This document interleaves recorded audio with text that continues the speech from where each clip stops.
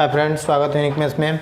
तो आज हम रीजनिंग के टॉपिक कोडिंग डिकोडिंग के ऊपर डिस्कस करेंगे और ये वीडियो पार्ट 2 है और पार्ट 1 तक का लिंक इस वीडियो के डिस्क्रिप्शन बॉक्स में मैंने दे दिया हूँ। वहाँ पे कोडिंग डिकोडिंग का पार्ट 5 तक मैंने डिस्कस कर चुका हूँ और अगर आप चैनल में नए हो और आप वीडियो को नहीं देखे हो तो मैंने इस वीडियो के डिस्क्रिप्शन बॉक्स में लिंक दे दिया हूँ, आप देख लोगे। तो अब ये आज हम लोग इस वीडियो पे टाइप 6 को डिस्कस करेंगे। अब ये टाइप 6 क्या है कि किसी भी अंकगणितीय पद्धति के प्रयोग द्वारा, अब अंकगणितीय मतलब क्या हो गया, अब हम लोग यहाँ पे मैथमेटिक्स यूज़ करके हम लोग जो भी क्वेश्चन होगा उस क्वेश्चंस का जो कोड होगा उसे हम लोग फाइंड करेंगे। ऐसे क्वेश्चंस एग्जाम से पूछे जाते हैं। अभी जो SSC का एग्जाम जो चल रहा है वहाँ पे ऐसे क्वेश्चंस आ रहे हैं। तो ऐसे क्वेश्चंस को हम लोग विद इन सेकेंड कैसे फाइंड करेंगे। तो सबसे पहले यहाँ दिया हुआ है पहला क्वेश्चन CAT को अब लिखा गया है 24। CAT को लिखा गया है 24 एंड देन सेड SAD इसी लिखा गया हुआ है आपका 24 ही, ठीक है। तो आपको फाइंड करना है SHE, इसका कोड क्या होगा, ठीक है।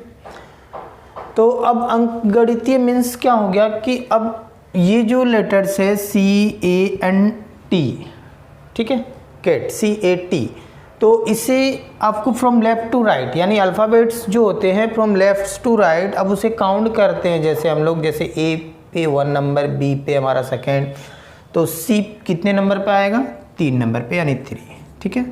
A का पोजीशन क्या है from left to right 1 and T20 यानी 20, ठीक है। तो हमें 24 लाना है। तो अगर इन तीनों को हम लोग प्लस कर दे, अब ये प्लस कर रहे हैं मीन्स अंकगणितीय है, मतलब हम लोग क्या कर रहे हैं यहाँ पे मैथमेटिक्स यूज़ कर रहे हैं, प्लस कर रहे हैं। तो यही क्या होता है कि अंकगणितीय कहलाता है। इस तरह के भी आपका टाइप क्वेश्चंस आपको देखने को मिलते हैं इस तरह के टाइप का। तो इसको प्लस करेंगे तो क्या होगा आपका 24 जो कि है यहाँ पे। तो नेक्स्ट SAD, अब ये 24 लिखा हुआ है तो S from left to right position 19 and then A ये हो गया आपका 1, उसके बाद D का position from left to right ये हो गया आपका 4 नंबर पे, ठीक है। अब इसको अगर हम लोग प्लस कर दें तो ये हो गया 19 प्लस 1 20 एंड देन 4 ये हो गया 24, ठीक है, जो कि है यहाँ पे। तो आपको फाइंड क्या करना है SHEC यानी S19, अब ये हो गया H, तो H हो गया आपका 8, ये हो गया E5। अब इसको हम लोग क्या करेंगे प्लस कर देंगे, ठीक है। तो 19 में 8 को करेंगे तो 27 में 5 को करेंगे तो ये हो गया आपका 32, क्लियर। तो आई थिंक आप लोगों को क्लियर हुआ। तो ऐसे क्वेश्चन एग्जाम से पूछे जाते हैं। तो इस तरह से from left to right position को लिखना है, उसके बाद आपको प्लस करना है। कभी कभी प्लस हो जाता है, कभी मल्टीपल होता है। तो आप जैसे क्वेश्चन होगा वैसे हम लोग फाइंड करके आंसर को निकालेंगे। तो यहाँ पे अभी इस क्वेश्चन का आंसर हो गया 32 जो कि ऑप्शन नंबर है B। तो दोस्तों नेक्स्ट क्वेश्चन यहाँ दिया हुआ है क्या, इसी टाइप का टाइप 6 का ही यानी अंकगणितीय पद्धति के प्रयोग द्वारा। तो यदि डीप को 60 और रेविड को 100 लिखा जाए तो हेयर को क्या लिखा जाएगा, ठीक है ना। तो देखोगे सबसे पहले यहाँ पे अब ये जो डीप लिखा हुआ है इसे 60 लिखा गया है। तो अब ये 60 कैसे आया, तो ये हम पहले सबसे पहले फाइंड करेंगे। तो पोजीशन फटाफट लिखेंगे फ्रॉम लेफ्ट टू राइट। तो डी के लिए हो गया आपका ये हो गया 4, देन ई यहाँ पे 2 है यानी 5 और ये हो गया अगेन 5। अब अगेन पी हो गया आपका 16। तो हमें लाना क्या है 60 लाना है। तो अगर इन चारों को प्लस कर दें तो ये हो गया 5 और 9, 9 में 5 को जोड़ेंगे 14, 14 6 यानी 30, बट चाहिए क्या 60 चाहिए। तो अगर 30 को 2 से मल्टीप्लाई कर दे 2 से तो ये हो गया 60। अब यहाँ 2 से मल्टीप्लाई किए हो तो नेक्स्ट वाला जो आप इसको निकालोगे रेबिट को निकालोगे वहाँ भी 2 से ही मल्टीपल होना पड़ेगा, तभी आपका 100 आना पड़ेगा। अदरवाइज़ ये कंडीशन ये हमारा फॉलो नहीं होगा, ठीक है। तो लिखते हैं हम लोग पहले इसको,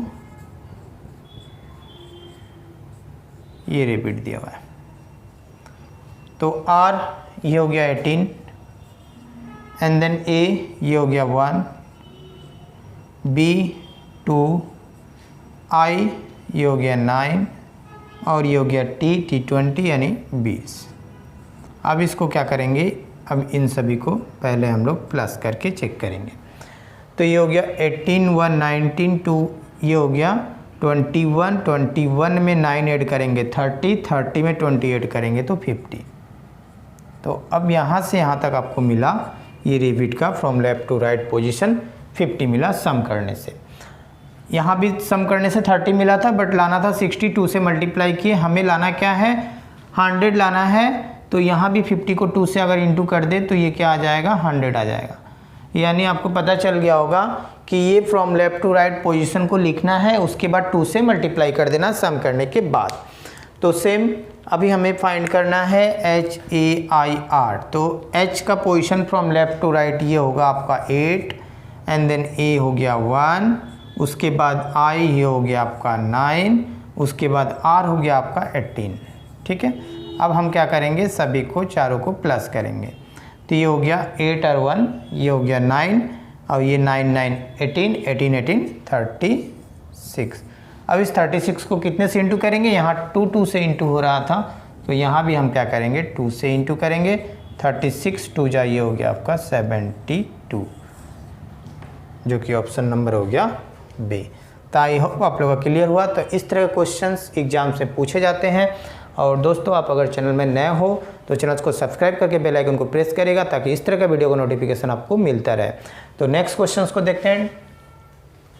तो दोस्तों टाइप नंबर 7 शब्द प्रतिस्थापन कोडिंग। अब शब्द प्रतिस्थापन का मतलब होता है कि इस शब्द के अंतर्गत आने वाले जो भी हमारे प्रश्न होंगे उनके किसी एक शब्द का प्रयोग दूसरे शब्द के प्रयोग के अंतर्गत हम लोग करेंगे। ठीक है, जैसे सपोज अब यहाँ पे दिया हुआ है क्या, पहला क्वेश्चन, यदि बादल को सफ़ेद, ठीक है, फिर दिया हुआ है सफ़ेद को हवा, फिर नेक्स्ट दिया हुआ है हवा को नीला।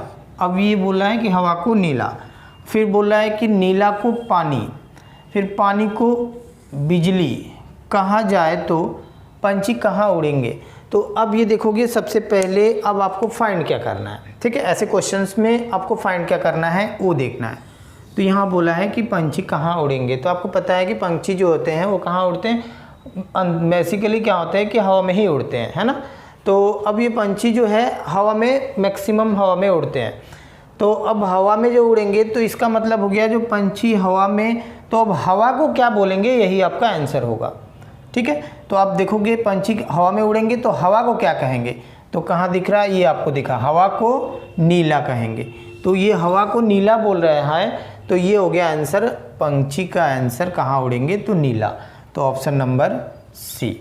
अब ये नहीं कि नीला को फिर क्या बोलेंगे और फिर पानी को क्या बोलेंगे, इस तरह से आपको जाना नहीं है। बस आपको ये पता लगाना है कि पंछी जो है कहाँ उड़ेंगे, तो पंछी मैक्सिमम पंछी कहाँ उड़ते हैं, हवा में ही उड़ते हैं। तो आंसर हो गया हवा को क्या बोला जा रहा है, नीला। तो आपका आंसर हो गया नीला जो कि ऑप्शन नंबर सी। तो आई थिंक आप लोग का क्लियर हुआ। तो ऐसे क्वेश्चन शब्द प्रतिस्थापन, अगर एक कोड आपको दिया हुआ है और उस कोड का आंसर हमें फाइंड करना है तो अब सबसे पहले उसे पता लगाना है कि वो शब्द क्या है। तो शब्द यहाँ पे पंछी है, अब वो पंछी कहाँ उड़ेंगे, तो हवा में उड़ेंगे। तो अब उसका आंसर हो गया, अब हवा को क्या कहेंगे, नीला। तो आंसर हो गया ऑप्शन नंबर सी। तो दोस्तों नेक्स्ट क्वेश्चन, इसी बेस पे क्वेश्चन और एक कर रहेंगे हम लोग। तो यहाँ दिया हुआ है क्या, यदि हवा को पीला, पीला को लाल और लाल को पीला, पीला का हरा कहा जाए तो खून का रंग कैसा होगा। अब आपसे पूछा क्या गया है, खून का रंग कैसा होगा। तो जो आपसे पूछा जाएगा वही उसी को देखना है। यहाँ दिया हुआ है खून, तो सबसे पहले आपको पता होगा कि खून का रंग कैसा होता है, लाल होता है। तो अब बस आपको चेक करना है कि लाल को क्या कहेंगे, वही आपका आंसर होगा। इस तरह क्वेश्चंस एसएससी के एग्जाम्स में आते हैं और आने वाले एग्जाम्स में भी 100% चांसेस है ऐसे क्वेश्चन आने का। तो खून का रंग लाल होता है तो लाल को क्या बोलेंगे, ये रहा आपका लाल। तो लाल को क्या बोलेंगे, पीला। तो यहाँ दिया हुआ है लाल को पीला कहेंगे, है ना, लाल को पीला। तो अब आंसर हो गया पीला जो कि ऑप्शन नंबर है सेकेंड ऑप्शन, यानी ऑप्शन नंबर बी।